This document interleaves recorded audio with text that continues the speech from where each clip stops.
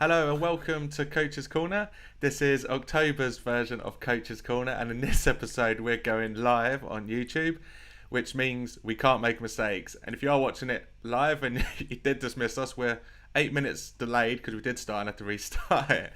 But that's what it's like going live. So this is a live episode, and the purpose of going live is so if people watch it, they can interact with us, ask questions, and then we can do a bit of a Q&A at the end. Joining me on this week's episode is Adam Ken. How are we doing, Adam? You all good, mate? I'm all good, mate. Thanks for having me. Very good. So this week's episode is how to apply for a PT position. Now, Adam and I have been doing. Before I do that, let's introduce Adam in a bit more detail. So if you don't know Adam, he's a PT manager of Virgin Active in Clapham Common, and he's also a master trainer, which is Virgin Active's top tier trainers. And Adam and I have known each other for a while. We worked with each other, and Adam's a perfect person to have on this podcast. So welcome back, Adam. Oh, thank you. So in this episode, we're going to talk about how to apply for a PT position. And Adam and I have been running recruitment days for years, and we've come across a mixed range of people applying for recruitment days, and we just thought we'll come on and give a few tips of what to do and how to best apply and how to best prepare yourself. So we're going to break this down into the general running of like a recruitment day, how to best prepare, and then a few tips. I'm very much kind of looking forward to this episode, Adam. So let's start, Adam, with the general running of a recruitment day or the interview process. So we'll talk about you first. We'll talk about Virgin Active first and what you guys do, and then I'll talk about the new gym box setup that I've just put in, and then we'll go into how to prepare. So what does Virgin Active do at the moment? Because it used to do like a crazy V Factor day, didn't it? So it's probably actually quite good to go through a little bit of the history of it, because it probably gives you a bit of an idea of why we've ended up in the way that we do things now. And we used to do almost like an audition. So it would almost be like in 3 parts. So you'd go on the day and it would be a really long day. I think they used to be like a full on 8 hours. So you'd get there in the morning, you'd have your first initial induction into the company, and you'd be shown what Virgin Active has to offer in terms as an employer. And then you would break out, and then you would do kind of like group activities, and then you would do demonstrations, and then you would then join in a sort of what we call like a fast class. And the whole idea behind this was really to kind of sift through and just to see who was engaging throughout the day. And it used to be really brutal. It used to be in those 3 parts.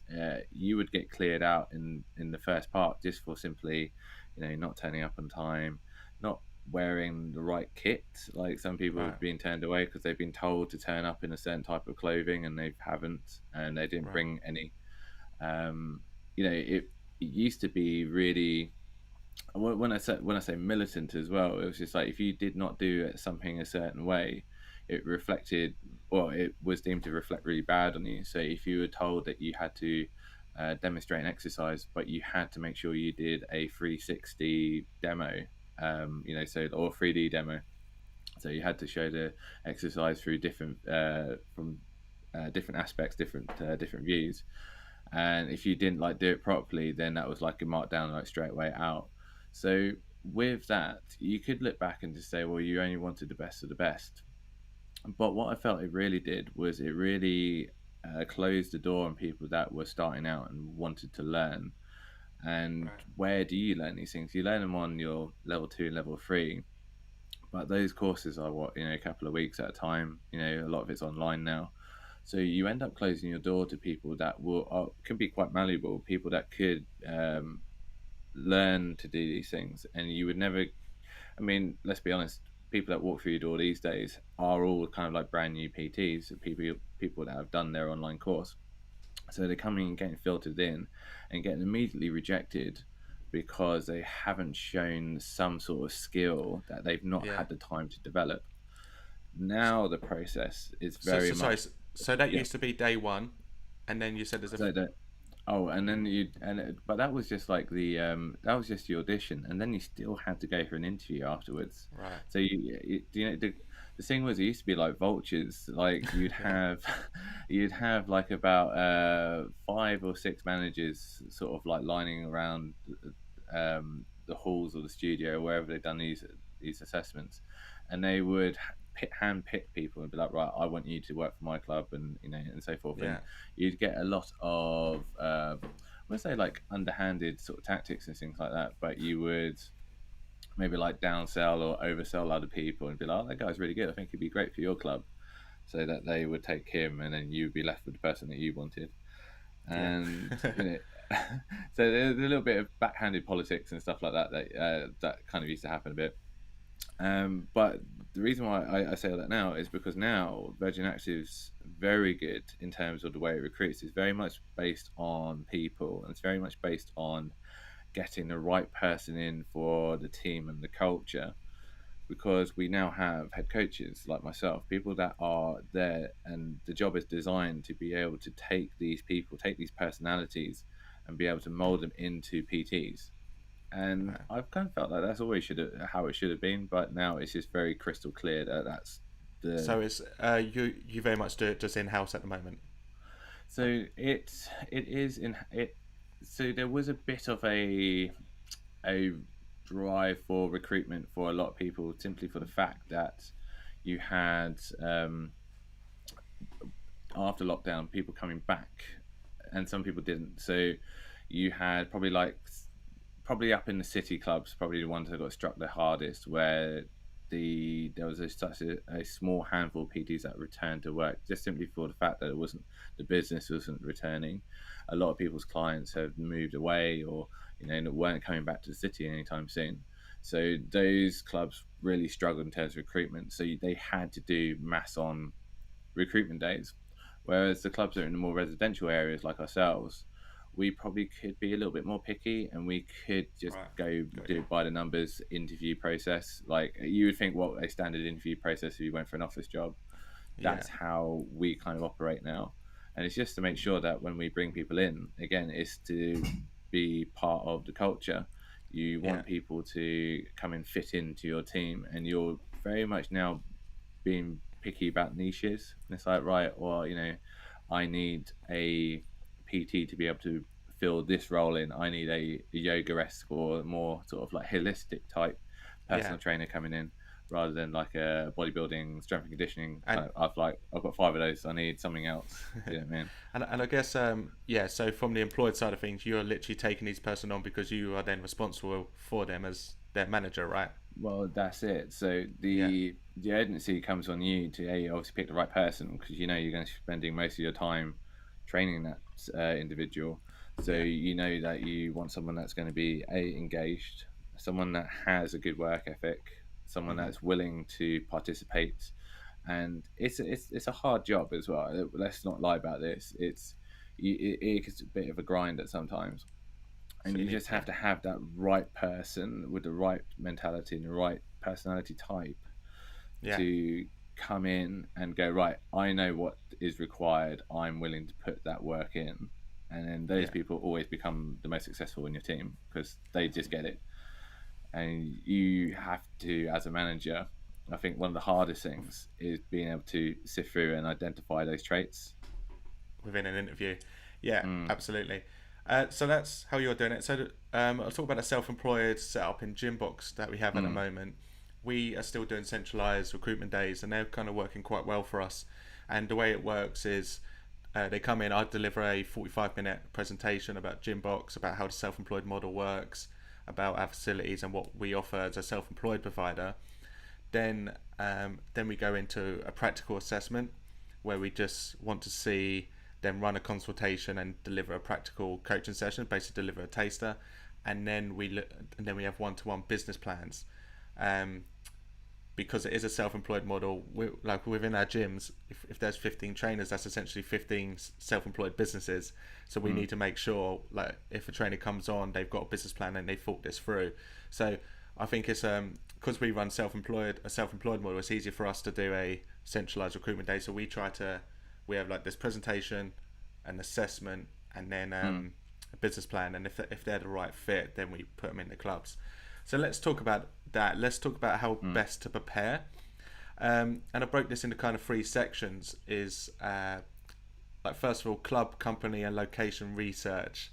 Yeah. And as we go to prepare, mate, we'll probably come out with funny stories, because one of my biggest annoying things I find, and still, well, not annoying, just one of the strangest things I find is when people come into recruitment day, and I have this little icebreaker I get them to do. They just stand up, tell me about their PT history, tell me about their, what sports they play, what type of fitness they're into, and then which gym they want to work in. And some people just go, any.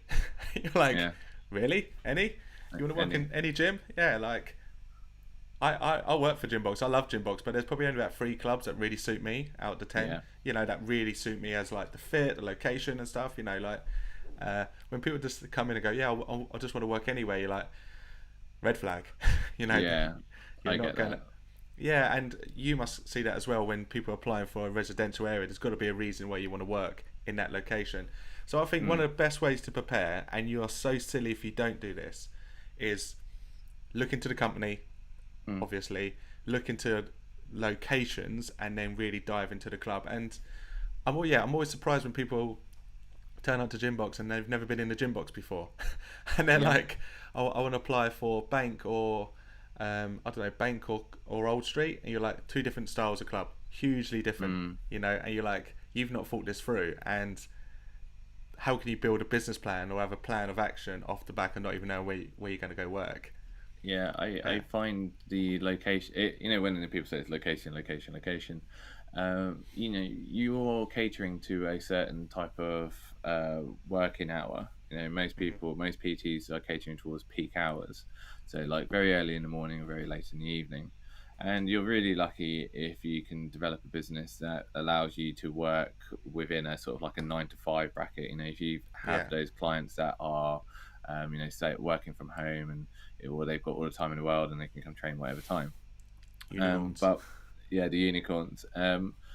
But most of the time you're 6:30, 7:30s, or even earlier if your gym opens up early, or you're working very late after work, so your 6s and beyond. 7s, 8s, yeah.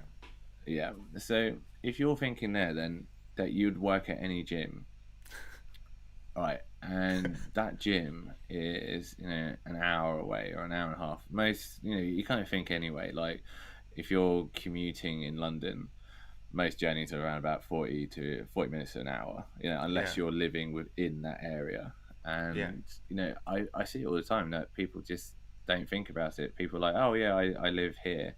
You're like, well, how are you going to get here? And they're like, well, I'll drive.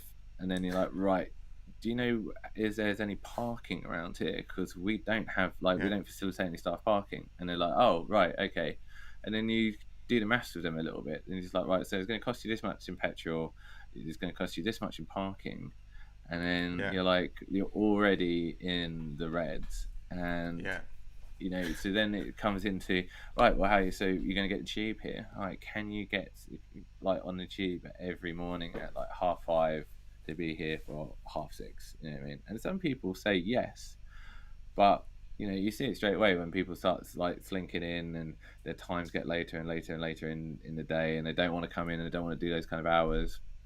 And already you're just like, right, this is probably not the job for you, because you're not, you just haven't thought about things like commutes and the early hours or the late hours, and you haven't just put that idea into the funding behind it. It costs money to travel. It's not cheap to work in London. It's always that's one thing I've noticed. Yeah, exactly. Like you gotta, there's a lot of moving parts within our job, and when people don't even know where they want to work, and I see it all the time, literally every week when I run a recruitment day. Like I normally run 3 a month. I see it all the time, and someone just says any, and you're like, no, mate, you want to say, I want to work in Gymbox and Elephant Castle for these reasons. I like the gym, I like the layout, it's perfect. This is how I commute. This is, I find when we sit down with people, you just want to know that they thought it through. And that's the first way to prepare, is because you can do club tours. Now, a bit of a tip: if you're going to do a club tour, do not waste the sales team's time. Some people go and they do a bit of a mystery shop, and then the sales team will add you to the their follow-up list. You'll be getting calls, you'll be getting followed up every single month to make sure you find a gym. So don't waste the sales team's time. If you're doing a club tour, just be honest and say, I'm looking to apply for this gym, looking to apply for the role. Can I have just a quick look around? Happily take someone around for that. Yeah. Is it someone came in and says like, "Hey, I want to give you a CV," and I'll be like, I mean, most companies now are always like, you just got to fill it out online, mate. I can take the CV, but it's still got to be applied through here. But if they're like, can I see your gym beforehand because I want to know what clubs I apply to, I'll be like, yeah, of course, awesome. And then I'll probably give you the spiel. I'll be like, why this is like the best gym to come work for. And with that, I immediately can build up a rapport with someone, and I can be like, okay, cool, I'll look out for your name, which is just a step in the right stone. There's a funny story, obviously, recently where a gentleman came in for an interview with you, and then immediately called me before or after. Yeah. And it was only until we spoke later on in the day that we realised this was the same guy.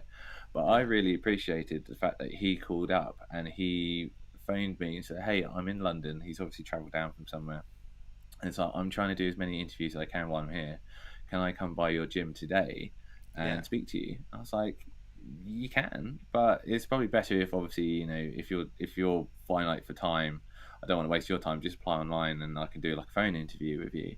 But I was like, straight away, it's like, oh, that guy's calling me out, like calling me up. I've instantly made a connection with this dude. And then it was quite funny that he then went on to interview over at Gymbox and see you. Yeah, he just had a few companies lined up and he travelled down. But that's that's quite a unique situation when someone doesn't live in London and travel down.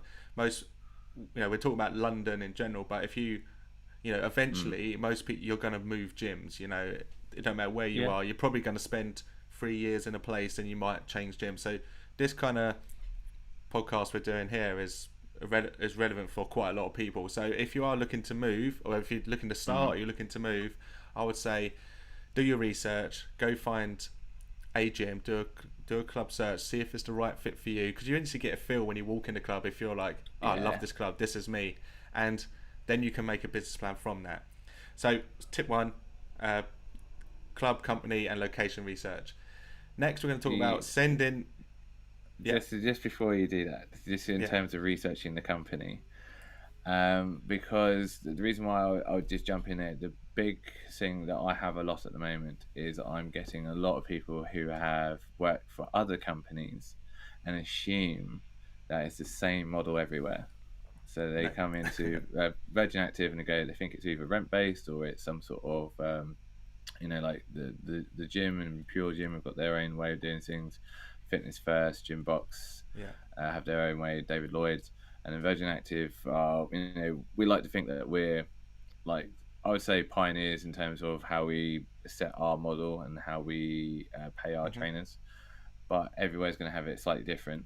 So always make sure you just do your research and just ask. You can email or you can inquire into the gym and just say, hey, what is your business model? How do you pay your trainers? It's always a good start. So the next bit we want to talk about is sending a CV and cover letter, and how to prep them. So getting invited in for a PT interview should not be a hard process. If you've because bear in mind, the first stage is what you look like on paper, right? And you should not be failing a CV cover letter process. So what you should be doing is be able to send in a cover letter, because that's the one thing you've got full control over that you can prepare. You should be able to go, I've done the research. Hi Adam, I'm applying to the Virgin for this reason, I look forward to this and this. And then in your CV, it should be well presented enough for us to look at it and go, oh, this person could be a good fit. We can bring him into the interview process. I see so many CVs and cover letters that are just, my biggest hate, anyway, because a bit of OCD, is when another word goes on another page. And that drives me mad. And sometimes, I don't know why in our industry, people feel it's necessary to put pictures of themselves on, in their posts. 100%. That was my first pet peeve I was going to talk about. It's like, the thing is, I don't think that's I think it's illegal to ask for a picture. I don't think it's like it is, obviously, you can't. But is don't facilitate that, because people will make snap judgments. And not to say that I would or I have in the past, but there has been incidences where people put inappropriate pictures Yeah. on their CV, and it's like, right, this does, like, Like literally in their pants, right? yeah. Yeah. And I've had it before where people have put pictures on. One CV that really springs to mind is someone photoshopped their CV, but it's obviously not lined up properly when they sent it. So then their picture has ended up right in the middle of their CV with all the words like circling it. And I Yeah. was like, what the hell is this? And then, Yeah. so so for me, like with the CVs and stuff like that, is you're trying to, in a way, like, you're selling yourself, but you're also trying to make me like not buy it. What's the word I'm looking? So you're, you know, you're trying not to make any mistakes in your CV because you don't want me to be turned off from it. It's just like, Yeah. so if you're, so the blankest CVs are generally the ones that I look at the most, because I actually have to read them. Like if I get a CV and I've had people like send in like mad fonts, like people like writing the whole CV in like Comic Sans. Yeah. Yeah. I've had people like send in their CVs in like camouflage. I've had a like you know what I mean. It's just like, you're like, what is this? Yeah. Some people have done some really amazing looking CVs where it's like infographics and stuff like that. But at the end of the day, all I need to see on an interview is I need to see your name, which is a big one. You'd be surprised at how many times people have forgotten that. Um, you need to just have your qualification on there, like Yeah. level 3, the minimum requirements for the job. So they'll be specified on the job application page what we're looking for. We're just looking for a trainer that's willing to work these amount of hours and has these qualifications, and it will generally Yeah. be level 3, level 2. I don't really care too much about your GCSEs. Like, what I Yeah. mean? I don't Well, really. I just think with a CV, it's the one thing that you can get help on, and there's, we Yeah. all got friends that are just going to be better than us at doing stuff like that. So write it Mm, out, then get someone to check it, because once it's done, your CV's done yeah. for quite a long time until you then go to Yeah. apply for a new job, and then you beef it up again, and it's just something, that just takes a little time and effort. And if we can't see that you can put a little time and effort into into your application process, that doesn't Mm, like blow up in our face of, oh, okay, we should definitely bring this person into the next stage. So yeah. I just, a CV should not be more than 2 pages. You should be able to fill it all in one. I I would, yeah, I'd always say try to stick to one page and have relevant experience on there. Yeah. I've had CVs before where it looks like they're applying for a different job. Like, so I've had It's because they recently. probably are. They probably Well, used it yeah, for yeah, everything. but that's it. And it's like, I had somebody that was like, it looked like he's applying for an engineering job. It was like, oh, I'm an expert in CAD. I work for all these like milling places and things like that. And right at the bottom, he was like, oh, and I'm a level 3 personal trainer. And it's like, okay, so you've not, I'm not saying that you have to tailor your CV to every type of company. So, for example, like you don't need to write something different for Virgin Active as you would write something different for Gymbox. It'd But be that's what the pretty much cover exactly letter's the for, same. isn't it? But When that's you said it. it. Yeah. And the cover And letter should really be the one that gets you through. If you're applying directly to a person, then the mm, email is your cover letter, and that's where you go for. Virgin Active and Gymbox will ask for a few big attributes and a minimum mm, qualification. That's when you say, I'm this person, I've worked with this amount of clients, I've got this experience, this is what I want to do, yeah, this is why I love your gym. And then the CV just shows us your qualifications and where you've been. yeah, But like you said, it's got to be relevant content. I spent 8 years in the army. My first yeah, CV was like that. Now my 8 year yeah, career is literally like 3 or 4 bullet points, because that's not relevant to what I do yeah, now. It's a nice to know, but it's nothing. It's not relevant for what my job is now. yeah. But so it just changes, and yeah, I find didn't you have a CV as well, mate, where someone took a picture of the laptop with a CV on? Yeah, I think I called you immediately after this. I was just Yeah, like, so someone had applied for a role and had sent a screenshot of their LinkedIn CV. yeah, And so it wasn't like their LinkedIn profile. It's just that on the, you can have your CV on LinkedIn. Now, the problem with sending that screenshot is it was only like half the page with none of yeah. the other details in it. And it's not like you can obviously scroll down or up and down No, because it's just a screenshot. And I was like, what is this? And then I was like, oh, okay. Now, things with that again, it's just make me believe you're not incompetent. You know what I mean? Like, make me believe that you can follow something that's really, really simple. And it's like, how do I display really simple information across to somebody that I've never met before? And you just want to be able to look at someone's piece of paper and just go, I can see where this person is in their career. Yeah. I want to be Yeah. able to see, like, we definitely, when we speak about this, we definitely look for different people, because I look for more like beginners. I look for people that are starting out, want to learn, and I'm there to almost facilitate a role as like a mentor and a teacher. Whereas you generally will take people that who are quite keen to run their own business within Gymbox, Yeah. and you'll still help and facilitate them and make them better business people. But it's very much Yeah. like, I want to be able to see that. So I would say, even sometimes red flags for me are when I get a CV through the door, and it's somebody that's like, I've worked in the industry for 40 years, and now I want to come work for Virgin Active. And it's like, well, what have you been doing for 40 years? You know what I mean? Yeah. That's like, that sends a bit of a flag for me. Like, why, you want to come and work for my company? Because it's surely that you would know then that you would be coming in at, like, almost like ground floor, and you would expect them to have amassed such experience Because that they would come work for because a Virgin company have a more like tier yourself. level of trainers, don't they? You have 100%, yeah. what's it called? You have trainer, elite, and master, isn't it? So it is what was called like academy trainer, expert trainer, and then master trainer. And we've now just facilitated a specialized role called icon as Icon. well. Icon. Yeah. Nice. Right. So that was tip number 2.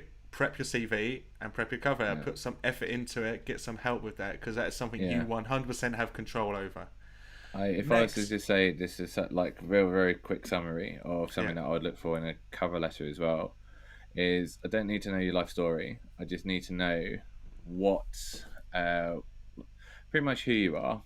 You know what I mean? Yeah. I just want to know. I want to get a gist of, like, if you're quite sporty and stuff like that. Tell me about your sports and things like that. I play rugby. I like this. I've done this, and you can put a little achievement in that I won, player of the tournament in Switzerland. Thank you very much. So with that, you could then go into why you want to work for this company. And it's just like, I want to work for this company because I've heard great things about it, and this is works for me because in Yeah. the number of locations that it operates, I live. And then, like, giving it a little bit of why you want the job as well. It's just like, I've just completed my strength and, so you've just completed university, you've done your sports science degree, and now you're looking to step into the world of personal training, and Yeah. you've heard many good things about people starting off their career at Virgin Active, and I would like Yeah. to be a part of that. And you're like, great, cool, all right, let's get you in. You know what I mean? Yeah. It's Yeah. it Exactly. just, yeah, don't waffle. Just be very clear and precise, and just make it seem like you are competent. That's the one word I can say. This competency. So the third section. So this section is how to best prepare. We've done location and company research. We've done the CV and cover letter prep. The next prep is business plan prep. So people panic when you say words like, "Can you make a business plan?" Yeah. And even in the employed model or self-employed model, you're essentially running your own business. And for me, especially, I want to see, let's say, for example, Gymbox Ealing on the other side of London. I am never going that way. I live south. I go to Covent Garden, go to the castle. I'm kind of in that route. So I Yeah. want to know, right, if I chuck you into Ealing, in 6 months' time, will you still be there without any of my help? Without any Yeah. help at all? Have you thought this through enough that I could just chuck you in a club and you'll make it on your own? And that's the point of a business plan. So when you're writing one, that's all you need to think. Like, what am I going to do in the first? Business plans, you tend to write a plan for 90 days. So just like, if I just chuck you in a club and I give you no support, in 90 days, will you still be there? And that's what I want you to convince me. So when you sit down for an interview, if you take a prepped business plan, which I feel you need to do for yourself anyway, because whenever you write a business plan, you almost convince yourself you are the right person for the job, and you're either going to convince yourself you are or convince yourself you're not. So as you're writing a business plan saying, well, this is how I'm going to build my client base, this is what happens And when I talk about business plans, what I ask people to do is, how are you going to build your client base? What does a PT journey look like with you? And Mm. then what's your financial goals? So, how do you build a client base? How are you going to lead gen? What marketing are you going to do? How are you going to use things in the local area? Things like social media. Are you going to use that? It's not important you do, but are you? What's Yeah. your theory on floor walking? How many consultations you're going to give out? And if you don't know this stuff, that's what people like me and you are there for. But it's still worth you trying to prepare. And then one thing Mm. you can do is, what does a PT journey look like with you? So Yeah. once I sign up, what's it look like? How do you keep in touch with me?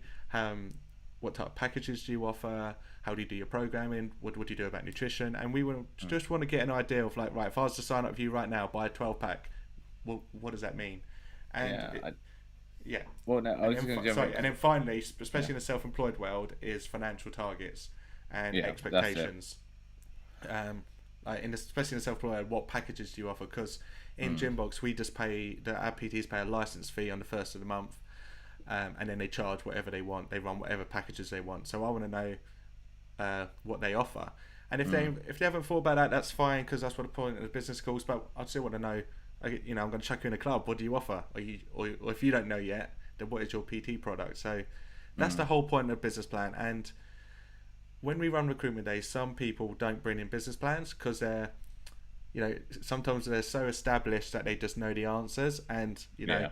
and you can go, and we run the interview that way. But I like it. I like nothing more than, I sit down to start the interview process, and they go, I've prepped a business plan. I'm like, okay, we'll go for that first, then I'll ask questions after. And Mm. then sometimes they read it all out, and I'm like, yeah, cool. Yeah. Well, I'm a bit more. I'll say a few more things than that, but they've ticked all the boxes and answered all the questions that I was going to ask. And Mm. when you prep, then you're in control. You know, if you walk in with a business plan, you're not going to stutter, you're not going to mess up, you're not going to deliver the wrong answer. You're going to just walk somebody through a prep document or prep PDF, a prep PowerPoint, and that is the best way to run an interview. So I'm a big fan of prepping business plans. Yeah, Yeah, I was going to say for myself, I'm a bit more on the sort of KPI side of things. So if yeah, I'm looking for a business plan, a lot of people, as I said, they've just come out of uni or just finished their PT course, and then you ask them, "Hey, can you write me a business plan?"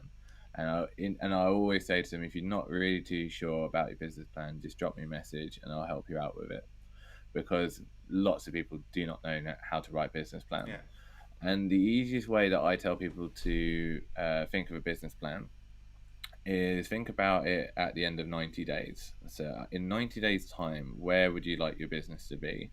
And then you can break it down. It's like what your first 30 days, your first 60 days, and what your first 90 days is going to look like. So, it's what's called a 30, 60, 90-day business plan. So it kind of then just gives you little milestones in your business plan. It's like, well, where do you want to be in your first month? You know what I mean? So, okay, you want to get 5, 6 clients. How are you then going to get those 5, 6 clients? What are you yeah, going to do every day? What kind of time frame are you looking at? Are you going to be then picking up like one client every week? Okay, that's not bad number at all. You know, because you that's a think great then target. Yeah, yeah, at the end of 90 days, you're going to have like sort of 12 clients. So you think to yourself there that if you can structure a business plan around that, it's like, right, well, for me to get that one client every week, I'm going to have to be in the club for X amount of time, and I'm going to have to speak to X amount of people. I'm going to have yeah, to deliver X amount of consultations, and then by the end of it, I should end up with this. Now, how do people even know how much time they need to spend in the gym? How many people yeah, know what their conversion rate is? They don't. And yeah, what I would tend to do a lot of times when I sit down with people with business plans is go through a more realistic approach or version yeah, of their business plan. So if they say, I'm going to pick up 20 clients in my first month, and I'll be like, yeah. mate, I was Whoa, like, whoa.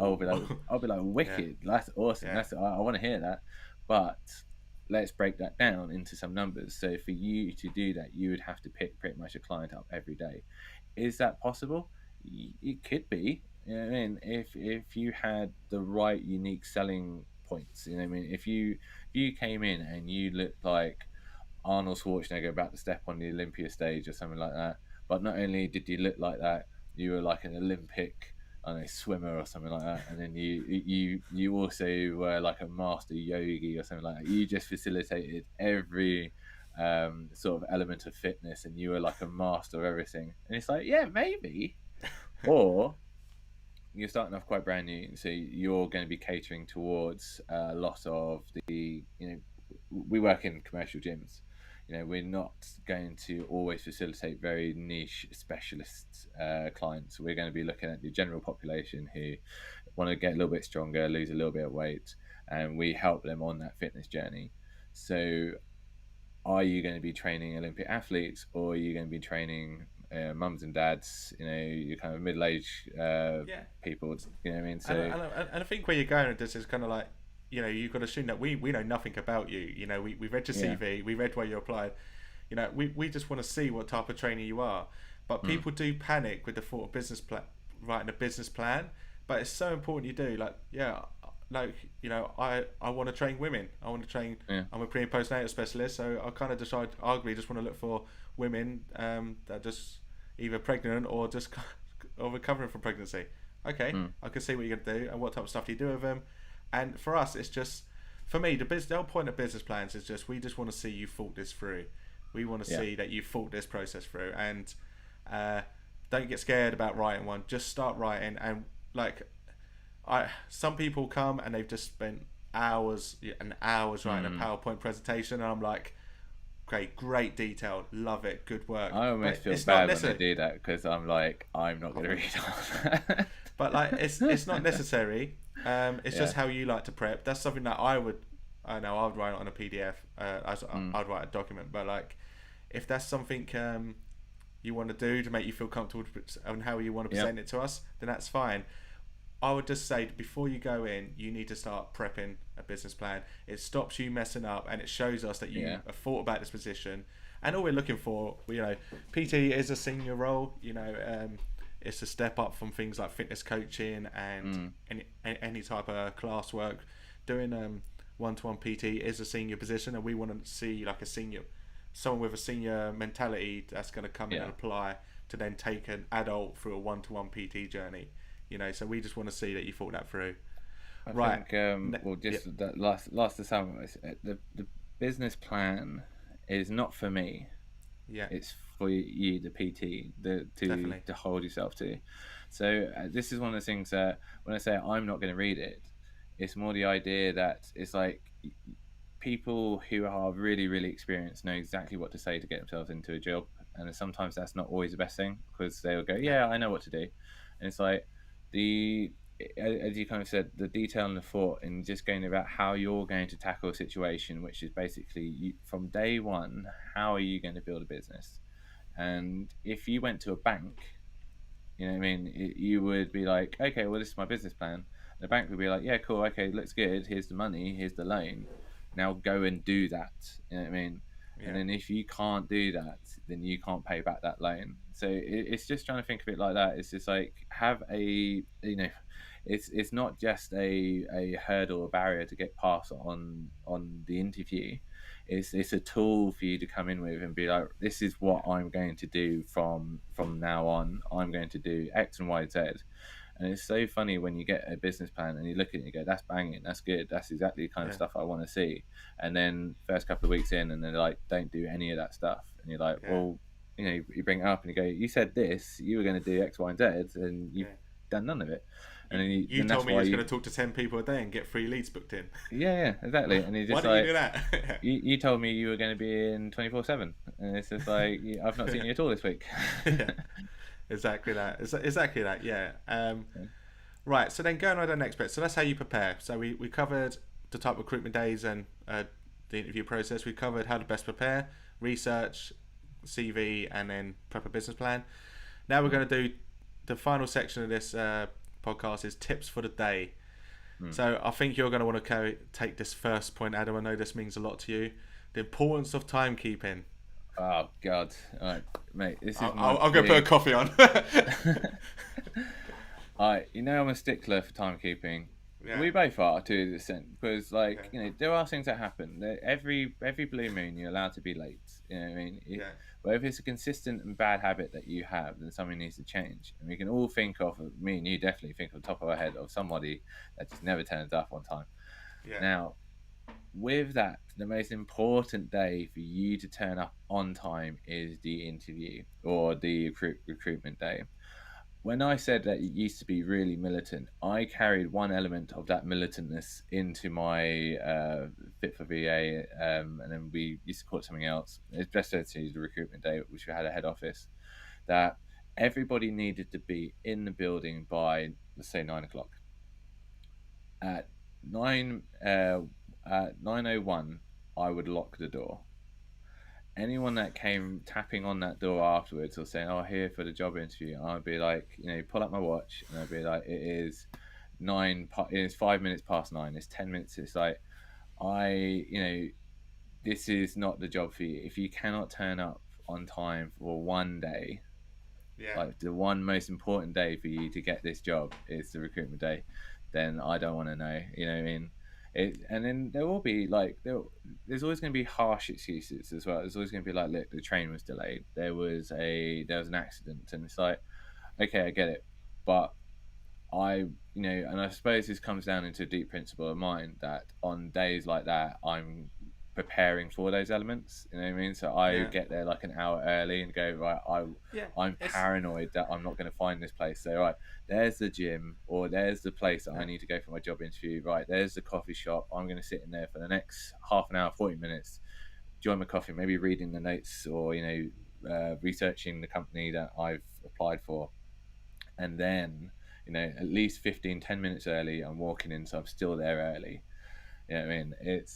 I don't understand people that think it's acceptable to turn up for job ah, interviews or mate. recruitment days late. Mate. It's the excuses as well. So Yeah. bear in mind, I'll run group recruitment days. Sometimes there's like 12 people in a room, and Mm. then somebody will be like, "Oh, I've been standing outside for ages. I got it just before 9." I'm looking like, well, how did these 12 people get in the room then? It's Yeah. like, oh, you've been out there for 20 minutes. You're like, well, how do you think these people got in? Yeah. When I walked out into the reception there and said, "Come in," these people come in and you wasn't there. I've had people like turn up late and then just sit in reception and Mm. just like, I've been here the whole time. You're like, well, when I said the recruitment day started at 9, if you Yeah. turned up just before 9 and now it's 9:30, do you Yeah. reckon that you're in the wrong place? Because I'm not going to run the recruitment day in the reception area, am I? I'm going to run it in a room Yeah. somewhere. And some of the just excuses for like for turning up late and where they are, saying they've been Yeah. waiting outside. It's just like, mate, you can't lie to me. I've got a room full of people. Yeah. I think you that. should really Yeah. be. You should definitely be 10 minutes early, just because. Well, just don't put the pressure on yourself. Just de-stress yourself.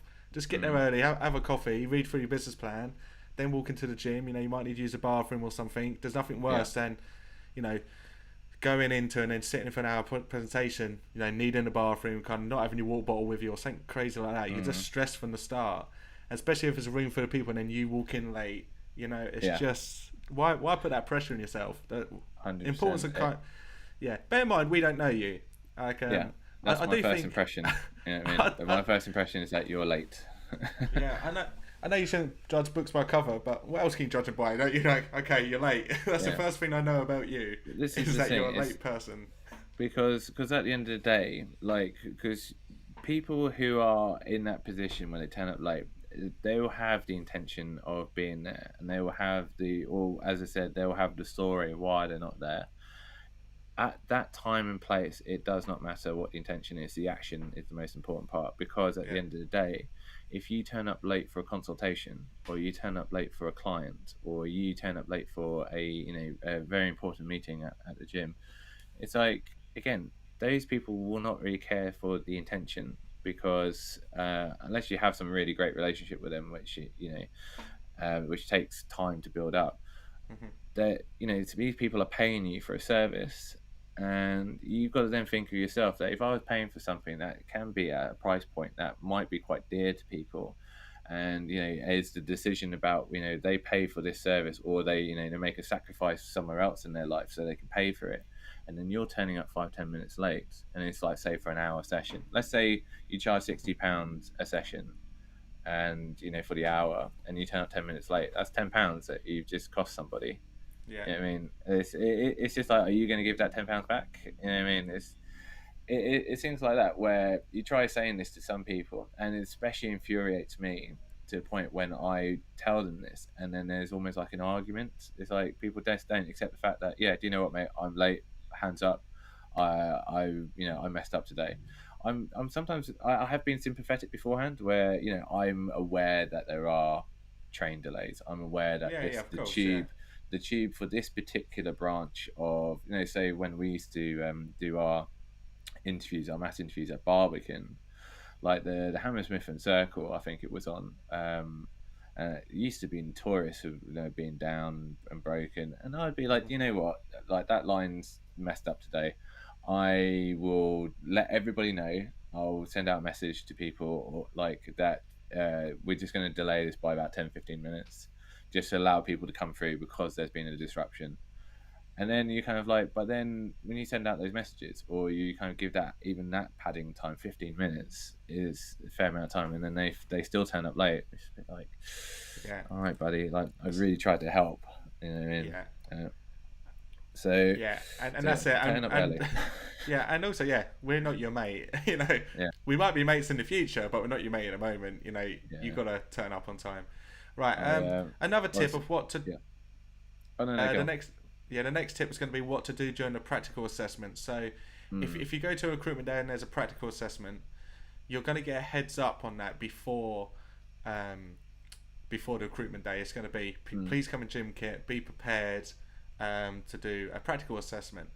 Now, this is what we do in Gymbox, and I'm pretty sure it's going to be the same across any other gym chain if there's a practical.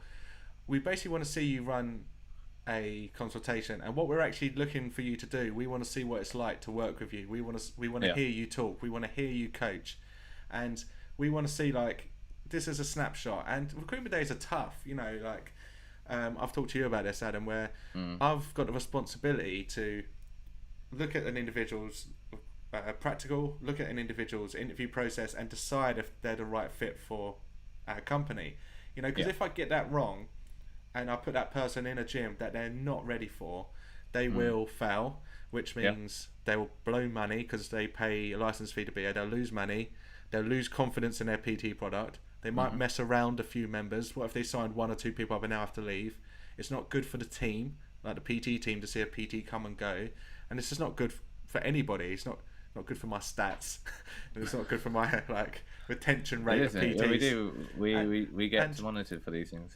And it's just like, yeah. So when a person fails, like when I give someone a job and they don't make it, that's quite a big responsibility that I kind of take on, even though they're running a self-employed business. So in those recruitment days, we really need to see the kind of overall best version of yourself, that what we could expect in the gym. And like the practical assessments, like, we make it very easy in our assessment, mate. We say, sit down with somebody, run a consultation. Don't worry about nutrition. I just want you to ask what the goals are, their training history, any injuries that we need to be aware of, and then make a plan for them going forward. And then with that plan, we want to see a snapshot what that looks like. So we ask them to then either teach a squat or deadlift, just so we can hear them coach. We ask them to do a movement assessment, and then do a squat or deadlift just to hear them coach, and then we'll move them on. Nobody's getting hot and sweaty. Nobody's maxing out weights or loading 20 plates. It's just like, okay, right, so now put 5 on each side. We just want to hear them coach. And what we're trying to see is touch cues. We're not looking for high fives and energy or anything like that. We're looking just to see kind of how are you, just a quick assessment of this person. So what you like to talk about. So what your interview process is like when running a consultation. What kind of checks you might do on an individual. What your coaching style is like, how vocal you are, do you do any touch cues, and then we'll say, okay, what's next in this, what rep range you're doing. And we're not trying to catch you out. If you said 3 times 6, we're like, why? And you just got to explain. We're just trying to understand your thought process. Then you might be like, okay, what's next? So we've just done 3 sets of 6 of back squat, what's next? and you might say something like, right, because of the way he moves, we're going to do some single leg and some core conditioning to balance out this. Show me. Yeah. Okay. And then, okay, then you just hear him coach again. And once we've seen enough, then we just go, okay, we've seen enough. And if we haven't, we ask them a few more exercises just to kind of get an idea of their coaching style. And sometimes you see crazy stuff happen. You see star jumps going on. You see high knees. You see no assessments. People go straight to loading weight. And sometimes the consultation takes like 30 seconds. And you're like, did you ask enough? Do you know if he's got any injuries? Oh, sorry, yeah. Do you have any injuries? No, okay. And you're like, okay. And we're not trying to catch you out. No, so sorry. That's exactly what I'm trying to do. That's exactly what I'm trying to do. Yeah, I'm trying to just get an idea of what type of coach you are and what you'll be like to work with. So the best way to kind of prep for that is just go through your head like a few scenarios of what type of consultation you might run, what type of practical you might do. Especially if you're new, if you've been PTing for years and you run consultations, running consultations and tasters is a big thing that we do. But if you're new to the job, you've never run a taster before, it can be quite daunting. So you just go in prepped of what we roughly do. Take a notepad and pen so you can actually write notes during the consultation exactly as you would in real life, and that's probably the best way you can prep for that process. Yeah, I would say if you wanted to really simplify some things for yourself going into this sort of scenario, in terms of consultation, you just need to think of like 4 things. And I always, if I don't have my laptop with me, say my laptop's died and I've got to go do a consultation, which has happened once or twice, I just grab a piece of paper and just divide it into 4 quarters. I'll still do that. Yeah, that's it. First quarter is goals, and just trying to get to specifics of it. I generally try to stick to 3. So kind of like, do you want to lose weight? Cool, awesome. How much weight? By when? Barriers is in the second pane. It's just like, right, what might prevent this? A little bit about them. What kind of jobs do they do? Have you got any kids? What kind of hours can you get to the gym and all that jazz. Third pane is going to be injuries and medical conditions. I just draw a little stick man and just go like, so if they say to me like, I've got low back issues, put a little cross around where they think their back issue is, and that just allows me then when I come to an assessment to go, right, okay, I need to just double check these bits and pieces. And then in the fourth pane, I just do a little triangle and I just talk about their training, nutrition, and the recovery. And I just go to how often do you normally get to the gym? What kind of stuff do you like doing in the gym? What's your diet like? Do you get enough sleep? Do you stretch? What do you like to do on your days off? That sort of shit. And it's just being able to go through and just get a bit more of a snapshot. Now, I could probably, after many years of doing that, probably run through a good consultation in about 10, 15 minutes. But really, it's to think of the whole process as a consultation. So you're just getting the bits and pieces, and you still can ask questions throughout doing the assessment, and especially when you're doing the demoing stuff as well. So when it then comes to doing a demo for exercises, always just refer back to or ask these things. It's like, how do you feel about this exercise? Have you ever done this exercise before? If I was to say, do you know what a squat is? Like, could you show me what a squat is without any coaching? If not, cool, let me show you how to do it anyway. And then one of the things that I like doing with people is like, I say, can you show me what this exercise is without coaching? And they'll say, yeah, okay, squat, okay, cool. And I'll just see what they're like without anything ever being able to tell. And they go, right, okay, cool, you kind of got the idea of it. Right, now let's just go through and break it down. And I'll demo an exercise. And the whole thing with demoing is to be so clear cut and black and white that there's no ambiguity about the movement, about what you want. You're setting standards for a movement. So if I was to say, and this is why I would say the squat's the best exercise to do, because there's so many things can go wrong for someone to do a squat, and they're really easy fixes a lot of the time. So for, say, example, someone comes down, they can't get below parallel. It's like, okay, right, being able to identify that sometimes takes experience. A lot of the time it'll just be because they're balanced off, they haven't got good ankle mobility, so you can just prop them the heels up a little bit, get them to try go a bit slower, work on bracing their core, so work on the breathing. And then the best thing about doing a demo exercise is being able to explain it clearly, but then being able to either regress it or progress it. So, Yeah. okay, you can do this exercise really well. So, how am I going to challenge you now in terms of building up your level of fitness? Or when they can't do it, it's like, okay, you Yeah. can't do this. So, how do I make it easier for you to perform this movement so you Yeah. still get the benefits of exercise? And if you can explain that in a very clear way that they understand it as well, so it's not like, using very positive language, making sure you are engaging. So probably the difference is that I probably am looking out for high fives and fist bumps and stuff like that. Yeah. Yeah. And I quite like that in my case, because it's like, yeah, good job, and being able to Let's go reinforce Peloton. things. Yeah, let's go. But I will look for things like that, because that's kind of what Virgin Active's gig's about. You know what I mean? We want that kind of like atmosphere and culture in our gyms. I just think you can tell a lot about a trainer during the practical instantly. 100%. And I really enjoyed doing them. And the way we kind of work in the process we set up, a PT manager will go do the practical, another PT manager or myself will do the interviews, and then at the end they're going to get a pass, we'll find a position, a fail, we'll give them feedback, or a pass fail. And there's been some times that I've had a brilliant interview with them, and I was like, oh, how was that dude? Oh mate, his practical was all over the place. I was like, no, because I was like, all right, is there any way we can help him? And then if there's some way we can help him during our courses, then we'll still offer the position. But if we can't, we might go away and work on stuff. So sometimes this is the thing with the assessments, where I get them to do 3 exercises, and I tell them to do demo 2 and then pick one themselves. Right, so yeah. I'll get them to demo squat, demo plank, and then pick whatever exercise that you want to do. That's a good idea, yeah. And the thing is, by the time they've done the squats, like, I will be able to see kind of like what they're not doing, and I'll be like, right, okay, as you're about to now go into the plank, I'll be like, can you make sure that you demonstrate this exercise clearly with maybe, and when you're watching them, can you make sure you're walking around them so you can see at every angle what they're doing? And if they don't do that, I'll be like, right, well, I've told you to do something for something that you should already know, yet you're still not doing it. Okay, that's you're not coachable. I can't. You're trying to coach somebody, but you can't be coached yourself. Yeah, you know what I mean, and that sends up the flag for me. You know what I mean?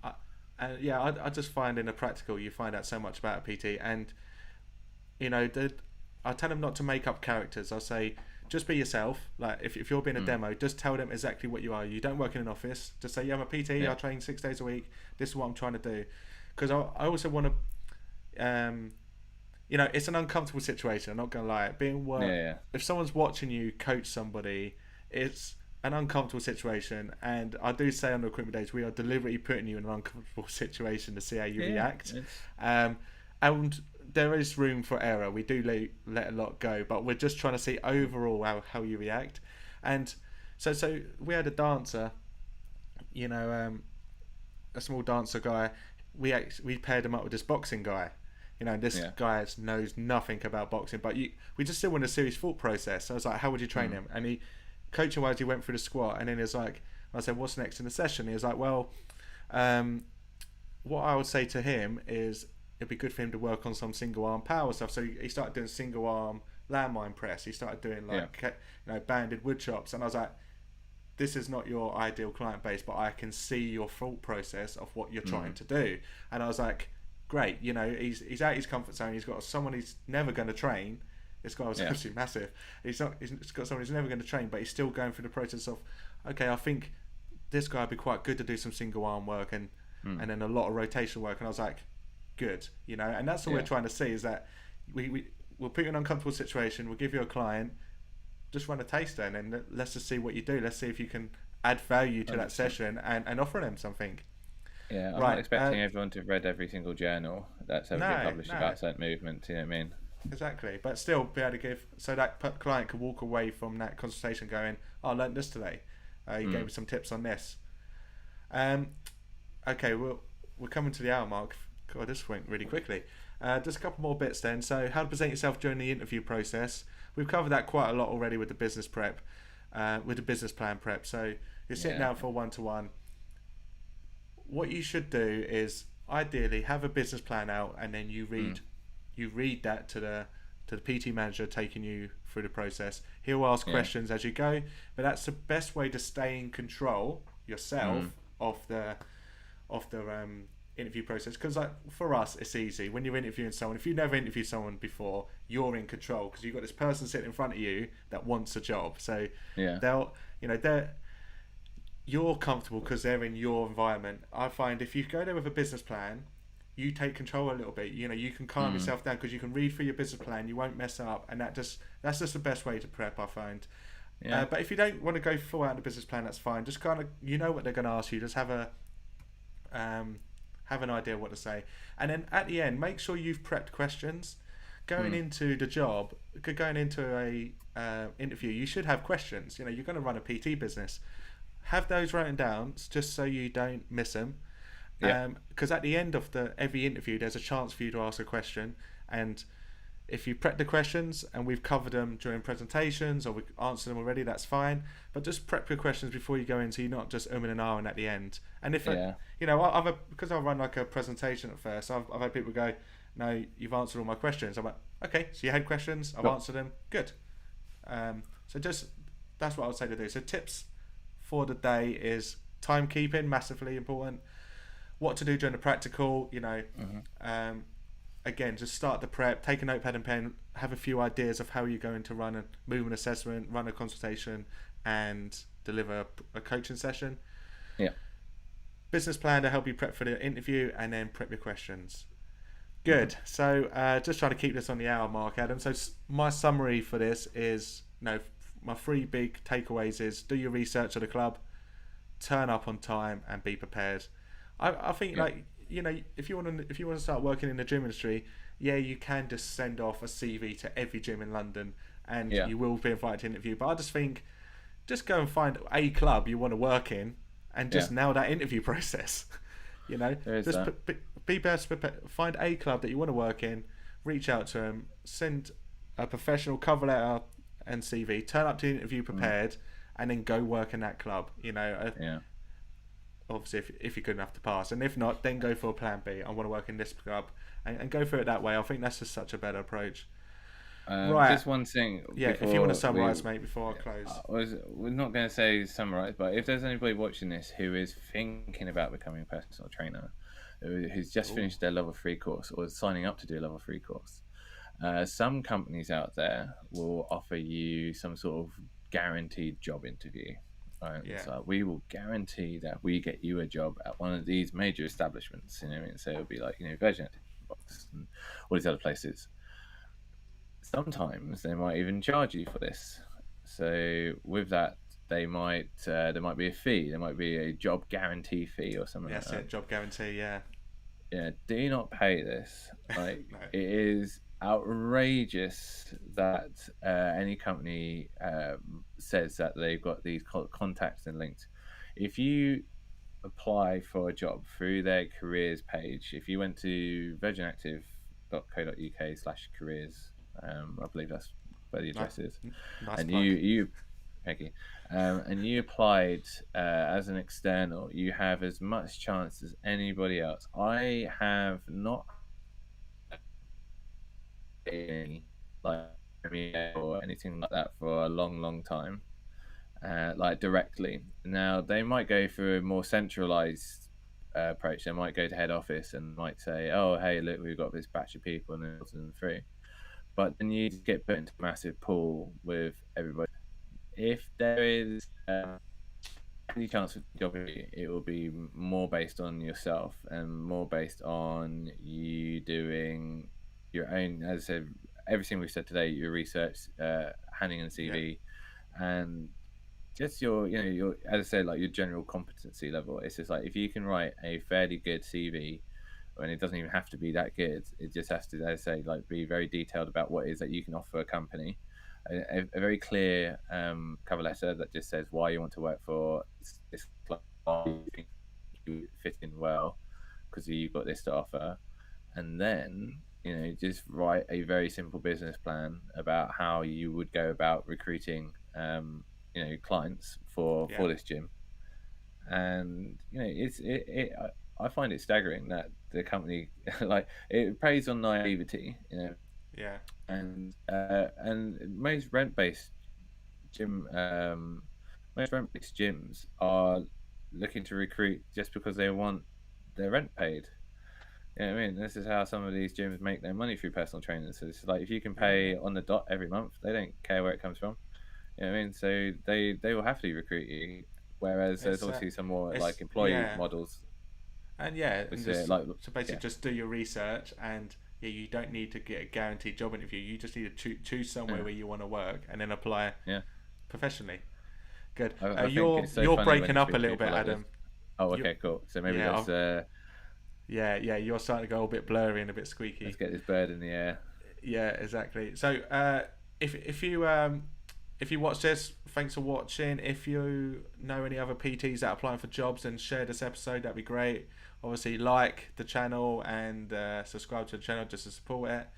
The next episode is November's Coaches Corner. That's going to be on should you run a Black Friday promotion. Something a bit different. So that's going to be next month. And we're going to close it there. So thanks, Adam. Much appreciated. I think you gave some really good tips there, especially with the consultation and especially with like where to go during the practical. It's really, I thought that was a really good little spill by you. So well done. No, thank you. Yeah, yeah. Thanks for being on, mate, and thanks everyone for watching. We'll catch you in next month's Coaches Corner. See you then.